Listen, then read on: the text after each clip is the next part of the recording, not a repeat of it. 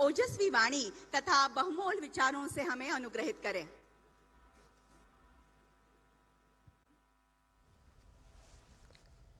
नमस्कार।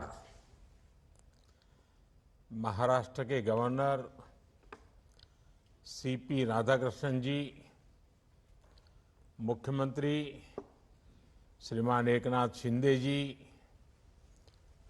केंद्रीय मंत्रिमंडल के मेरे सहयोगी महाराष्ट्र के उप मुख्यमंत्री श्री देवेंद्र फडणवीस जी, श्री अजित पवार जी, अन्य सभी वरिष्ठ महानुभाव और महाराष्ट्र के मेरे प्यारे भाइयों और बहनों,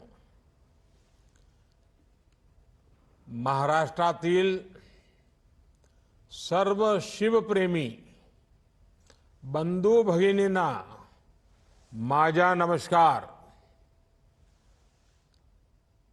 आज महाराष्ट्र को 10 मेडिकल कॉलेज की सौगात मिल रही है। नागपुर एयरपोर्ट के आधुनिकीकरण और विस्तार का काम, शिरडी एयरपोर्ट के लिए एक टर्मिनल बिल्डिंग का निर्माण, आज इंफ्रास्ट्रक्चर से जुड़े इन 2 अहम प्रोजेक्ट्स का शिलान्यास भी हुआ है। मैं इन सभी विकास कार्यों के लिए महाराष्ट्र के लोगों को बहुत बहुत बधाई देता हूं। अभी पिछले हफ्ते ही मैं ठाणे और मुंबई गया था। यहां मेट्रो समेत 30,000 करोड़ के प्रोजेक्ट्स के शुभारंभ का अवसर मुझे मिला। इसके पहले भी अलग अलग जिलों में हजारों करोड़ की विकास परियोजनाएं शुरू हुई हैं।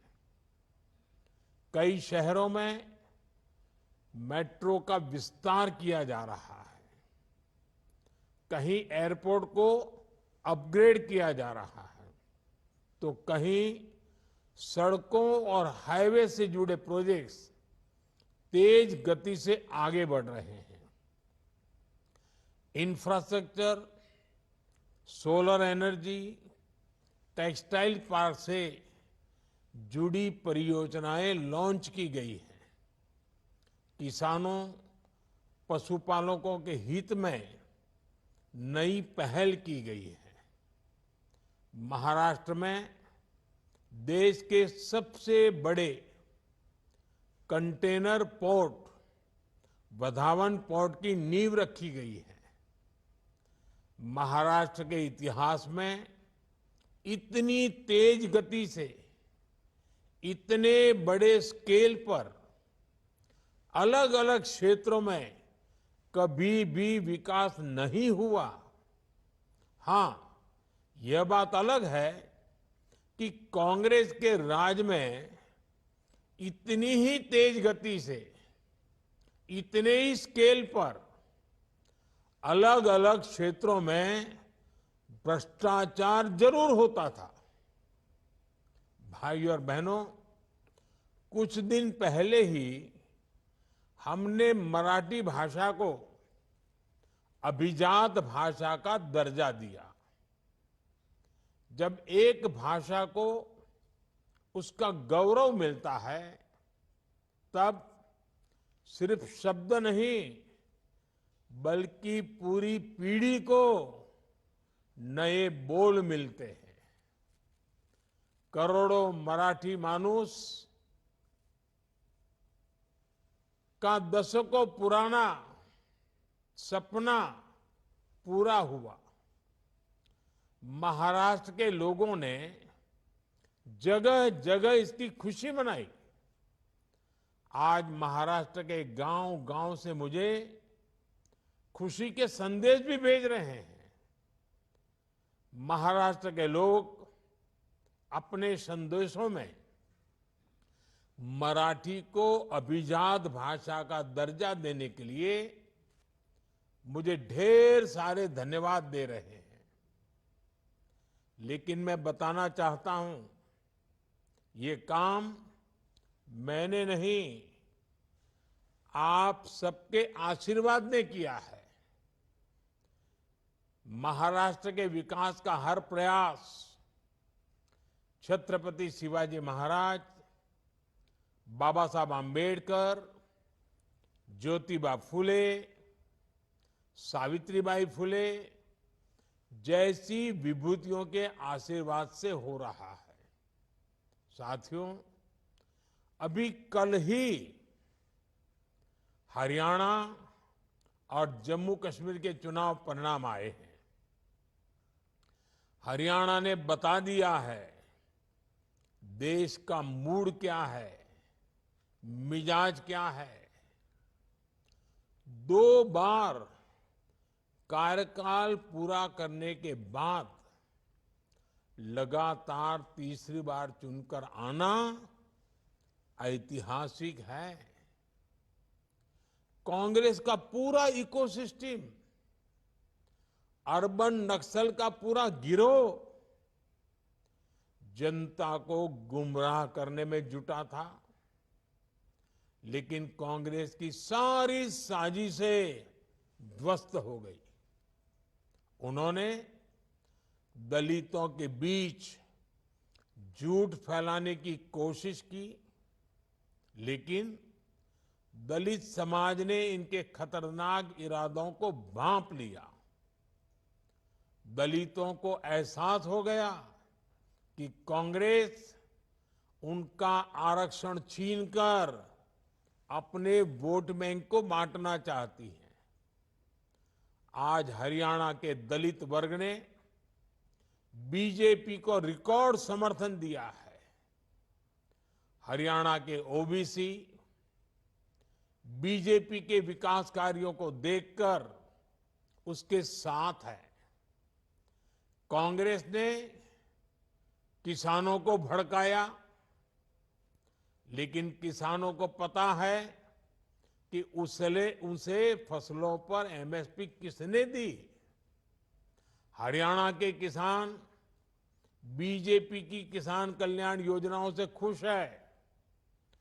कांग्रेस ने युवाओं को टारगेट किया और अलग अलग तरीके से उन्हें भड़काने की कोशिश की, लेकिन हरियाणा के नौजवान, हमारी बहनें, बेटियां अपने उज्जवल भविष्य के लिए भाजपा पर ही भरोसा कर रहे हैं। कांग्रेस ने सारे हथकंडे अपनाए, लेकिन हरियाणा की जनता ने दिखा दिया वो अब कांग्रेस और अर्बन नक्सल के नफरती षड्यंत्रों का शिकार नहीं होने वाले। साथियों, कांग्रेस हमेशा बांटो और सत्ता पाओ के फॉर्मूले पर चली है। कांग्रेस ने बार बार ये सिद्ध किया है कि वो एक गैर जिम्मेदार दल बन गया है। वो अभी भी देश को बांटने के लिए नए नए नैरेटिव गढ़ रही है। कांग्रेस समाज को बांटने का फॉर्मूला लाती रहती है। कांग्रेस देश के मतदाताओं को गुमराह करने से बाज नहीं आ रही। कांग्रेस का फॉर्मूला साफ है कि मुसलमानों को डराते रहो, उनको भय दिखाओ, उनको वोट बैंक के कन्वर्ट करो और वोट बैंक को मजबूत करो। कांग्रेस के एक भी नेता ने आज तक कभी नहीं कहा कि हमारे मुस्लिम भाई बहनों में कितनी जातियां होती हैं।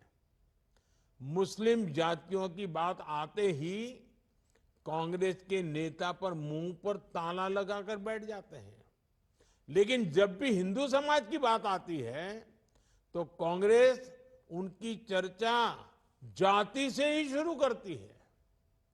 कांग्रेस की नीति है हिंदुओं की एक जाति को दूसरी जाति से लड़ाओ। कांग्रेस जानती है कि जितना हिंदू बटेगा उतना ही उसका फायदा होगा। कांग्रेस किसी भी तरीके से हिंदू समाज में आग लगाए रखना चाहती है ताकि वो उस पर राजनीतिक रोटियां सेकती रहें। भारत में जहां भी चुनाव होते हैं वहां कांग्रेस यही फॉर्मूला लागू करती है। अपना वोट बैंक पक्का करने के लिए कांग्रेस समाज में जहर घोलने के हर हथकंडे अपना रही है। कांग्रेस पूरी तरह से सांप्रदायिक और जातिवाद का चुनाव लड़ती रहती है। हिंदू समाज को तोड़कर उसे अपनी जीत का फॉर्मूला बनाना, यही कांग्रेस की राजनीति का आधार है। कांग्रेस भारत के सर्वजन हिताय, सर्वजन सुखाय की भावना का दमन कर रही है, सनातन परंपरा का दमन कर रही है।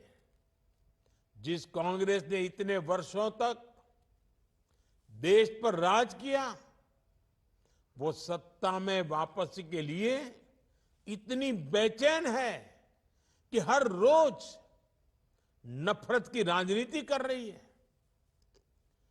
कांग्रेस की पुरानी पीढ़ी के नेता भी बेबस है, असहाय है कि उनकी इस पार्टी की क्या स्थिति हो गई है। कांग्रेस की ये स्थिति होने वाली है।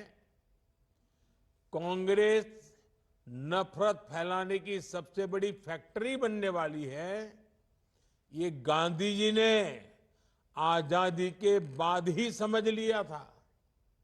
इसलिए ही गांधी जी ने कहा था कि कांग्रेस को खत्म कर देना चाहिए। कांग्रेस खुद खत्म नहीं हुई, लेकिन आज देश को खत्म करने पर तुली हुई है। इसलिए हमें सावधान रहना है, सतर्क रहना है। साथियों, मेरा पक्का विश्वास है, समाज को तोड़ने की आज जो कोशिश हो रही है, ऐसी हर साजिश को महाराष्ट्र के लोग नाकाम करके रहेंगे। महाराष्ट्र के लोगों को देश के विकास को सर्वोपरि रखते हुए एकजुट होकर बीजेपी महायुति के लिए वोट करना है। हरियाणा तर भाजपा जिंकली, आता महाराष्ट्रात यापेक्षा मोठा विजय मिलवायचा आहे। साथियों, पिछले 10 वर्ष में हमने देश के विकास के लिए आधुनिक इंफ्रा बनाने का एक महायज्ञ शुरू किया है। आज हम सिर्फ बिल्डिंग नहीं बना रहे हैं, हम एक स्वस्थ और समृद्ध महाराष्ट्र की नींव रख रहे हैं। एक साथ 10 नए सरकारी मेडिकल कॉलेजों की शुरुआत, ये केवल 10 नए संस्थानों को तैयार करना नहीं है, ये लाखों लोगों के जीवन को बेहतर बनाने का महायज्ञ है। ठाणे, अंबरनाथ, मुंबई, नासिक, झालना, बुल्ढाणा, हिंगोली, वाशिम, अमरावती, भंडारा और गढ़चिरौली, ये मेडिकल कॉलेज इन सभी जिलों में और आसपास के क्षेत्रों में लाखों परिवारों की सेवा का केंद्र बनेंगे। इनके चलते महाराष्ट्र में 900 मेडिकल सीटें बढ़ रही है। अब महाराष्ट्र में मेडिकल सीटों की संख्या लगभग 6000 हो जाएगी। इस बार लाल किले से देश ने संकल्प लिया है कि मिडिल क्लास में मेडिकल लाइन में 75,000 नई सीटें जोड़ी जाएगी। आज का ये आयोजन इसी दिशा में भी बड़ा कदम है। साथियों, हमने मेडिकल शिक्षा को सुलभ बनाया है। इससे महाराष्ट्र के युवाओं के लिए नए अवसरों के दरवाजे खुल गए हैं। हमारे गरीब और मध्यम वर्ग के ज्यादा से ज्यादा बच्चे डॉक्टर बने, उनका सपना पूरा हो, ये हमारी सरकार की प्राथमिकता है। एक समय में इस तरह की पढ़ाई के लिए मातृभाषा में किताबें ना होना भी बड़ी चुनौती थी। हमने महाराष्ट्र के युवाओं के हितों को ध्यान में रखते हुए ये भेदभाव भी खत्म किया है। अब महाराष्ट्र के युवा मराठी भाषा में मेडिकल की पढ़ाई कर पाएंगे। मराठी भाषा में पढ़कर वो डॉक्टर बनने का सपना पूरा करेंगे। साथियों, जीवन को आसान बनाने का हमारा प्रयास गरीबी के खिलाफ लड़ाई का बहुत बड़ा माध्यम है। कांग्रेस जैसी पार्टियों ने तो गरीबी को अपनी राजनीति का ईंधन बना रखा था, इसलिए वो गरीब को गरीब बनाए रखती थी। लेकिन हमारी सरकार ने एक दशक के भीतर भीतर 25 करोड़ लोगों को गरीबी से निकाला है और देश में स्वास्थ्य सेवाओं का कायाकल्प इसका एक बड़ा आधार बना है। आज हर गरीब के पास मुफ्त इलाज के लिए आयुष्मान कार्ड है। अब सभी देशवासियों में जो भी 70 के ऊपर के हैं, अब 70 साल की उम्र के बुजुर्गों को भी मुफ्त इलाज मिल रहा है। जन औषधि केंद्रों पर बेहद कम कीमत पर जरूरी दवाइयां मिल रही है। हार्ट मरीजों के लिए स्टेंट 80-85% तक सस्ते किए गए हैं।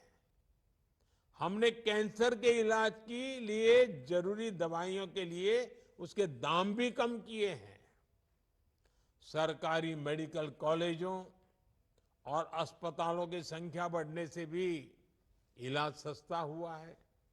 आज गरीब से गरीब देशवासी को मोदी सरकार ने सामाजिक सुरक्षा का मजबूत कवच दिया है। साथियों, दुनिया किसी देश में तभी विश्वास करती है जब वहां का युवा आत्मविश्वास से भरा होता है। आज युवा भारत का आत्मविश्वास भारत के उज्जवल भविष्य की नई कहानी है। दुनिया के बड़े बड़े देश आज भारत को मानव संसाधन के बड़े केंद्र के रूप में देख रहे हैं। हमारे युवाओं के पास पूरी दुनिया में शिक्षा, स्वास्थ्य से लेकर सॉफ्टवेयर तक हर क्षेत्र में अपार अवसर है। इसलिए हम अपने युवाओं को ग्लोबल स्टैंडर्ड के मुताबिक स्किल्ड बना रहे हैं। आज हम महाराष्ट्र में विद्या समीक्षा केंद्र जैसे प्रकल्प भी शुरू कर रहे हैं। आज हमने मुंबई में इंडियन इंस्टीट्यूट ऑफ स्किल्स का शुभारंभ भी किया है। इसमें युवाओं को फ्यूचर ओरिएंटेड ट्रेनिंग मिलेगी, उनके टैलेंट को बाजार की डिमांड के मुताबिक आगे बढ़ाया जाएगा। हमारी सरकार ने युवाओं को पेड इंटर्नशिप देने की शुरुआत भी की है। भारत के इतिहास में पहली बार इस तरह की पहल हुई है। अब युवाओं को 5,000 रुपये इंटर्नशिप के तौर पर मिलेंगे। मुझे खुशी है कि हजारों कंपनियां इस अभियान में जुड़ने के लिए युवाओं को इंटर्नशिप में मदद करने के लिए रजिस्ट्रेशन करा रही है। इस पहल से युवाओं की नींव मजबूत होगी, उनको नया अनुभव मिलेगा और उनके लिए नए अवसरों की राह आसान होगी। भाइयों और बहनों, युवाओं को लेकर भारत जो प्रयास कर रहा है उसके परिणाम भी लगातार सामने आ रहे हैं। आज हमारे एजुकेशन इंस्टीट्यूट्स दुनिया के टॉप इंस्टीट्यूट्स की बराबरी कर रहे हैं। अभी कल ही वर्ल्ड यूनिवर्सिटी रैंकिंग आई है।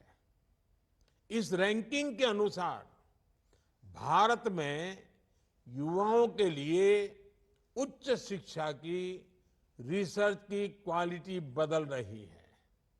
साथियों, आज पूरी दुनिया की नजर भारत पर है।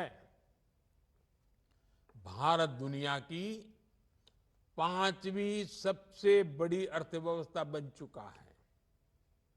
अब ग्लोबल इकोनॉमी का फ्यूचर भारत से जुड़ा हुआ है। भारत की ये आर्थिक प्रगति नए अवसरों को लेकर आ रही है। ऐसे क्षेत्र जिनकी दशकों तक कांग्रेस ने उपेक्षा की, आज वो क्षेत्र भी असीम अवसरों का स्रोत बन रही है। जैसे टूरिज्म का उदाहरण है। महाराष्ट्र के पास कितनी अमूल्य विरासत है। महाराष्ट्र में कितने सुंदर प्राकृतिक स्थल है, आध्यात्मिक केंद्र है। इनके इर्द गिर्द हजारों लाखों करोड़ की इकोनॉमी विकसित हो सकती थी, लेकिन इन अवसरों का वैसे उपयोग नहीं हुआ जैसा होना चाहिए था। कांग्रेस को न विकास से मतलब था, न विरासत से मतलब था। हमारी सरकार में विकास भी है, विरासत भी है। हम अपने समृद्ध अतीत से प्रेरणा लेकर उज्जवल भविष्य का निर्माण कर रहे हैं। इसलिए आज शिरडी एयरपोर्ट के लिए नए टर्मिनल बिल्डिंग का शिलान्यास, नागपुर एयरपोर्ट का आधुनिकीकरण, ऐसे ही कितने ही विकास कार्य आज अनवरत महाराष्ट्र में चल रहे हैं। शिरडी एयरपोर्ट के नए टर्मिनल से साईं बाबा के भक्तों को काफी सुविधा होगी। देश विदेश से बड़ी संख्या में श्रद्धालु यहां आ सकेंगे। कुछ ही दिन पहले मैंने अपग्रेडेड सोलापुर एयरपोर्ट का लोकार्पण भी किया था। जब श्रद्धालु एक जगह आएंगे, शनि शिंगणापुर, तुलजा भवानी, कैलाश मंदिर जैसे आसपास के दूसरे स्थानों पर भी जरूर जाएंगे। इससे महाराष्ट्र की पर्यटन इकोनॉमी को बूस्ट मिलेगा, रोजगार के अवसर बढ़ेंगे। साथियों, हमारी सरकार का हर निर्णय और हर नीति केवल केवल एक ही लक्ष्य के लिए समर्पित है और वो लक्ष्य है विकसित भारत। और इसके लिए हमारा विजन है गरीब, किसान, युवा और महिलाओं का कल्याण। इसलिए विकास का हर प्रोजेक्ट गांव, गरीब, मजदूर, किसान के लिए समर्पित होता है। शिरडी एयरपोर्ट में जो अलग अलग कार्गो कॉम्प्लेक्स बना रहे हैं वो किसानों की बहुत बड़ी मदद करेगा। इस कॉम्प्लेक्स के द्वारा विभिन्न प्रकार के कृषि उत्पादों को देश और विदेश में भेजा जाएगा। इसका फायदा शिरडी, लासलगांव, अहिल्यानगर और नासिक के किसानों को होने वाला है। ये किसान प्याज, अंगूर, सहजन, अमरूद और अनार जैसे उत्पादों को बड़े बाजार तक आसानी से पहुंचा सकेंगे। भाइयों और बहनों, हमारी सरकार किसानों के हित में लगातार जरूरी कदम उठा रही है। हमने बासमती चावल पर न्यूनतम निर्यात मूल्य को खत्म कर दिया है। गैर बासमती चावल के निर्यात पर प्रतिबंध भी हटा दिया गया है। पर बॉइल्ड चावल पर निर्यात शुल्क भी आधा हो गया है। महाराष्ट्र के किसानों का मुनाफा बढ़े, इसके लिए सरकार ने प्याज पर लगने वाले एक्सपोर्ट टैक्स को भी आधा कर दिया है। हमने खाद्य तेलों के आयात पर 20% टेक्सटाइल इंडस्ट्री को जिस तरह सपोर्ट कर रही है, उससे महाराष्ट्र के कपास किसानों को भी बहुत फायदा होगा। साथियों, आपको एक बात हमेशा याद रखनी है, महाअघाड़ी महाराष्ट्र को कमजोर करके सत्ता पाना चाहती है, जबकि महायुति का संकल्प महाराष्ट्र को मजबूत बनाने का है। मुझे खुशी है कि आज महाराष्ट्र एक बार फिर देश की प्रगति को नेतृत्व देने के लिए आगे बढ़ रहा है। मैं एक बार फिर महाराष्ट्र के लोगों को इन सभी विकास कार्यों के लिए बहुत बहुत बधाई देता हूं। बहुत बहुत धन्यवाद।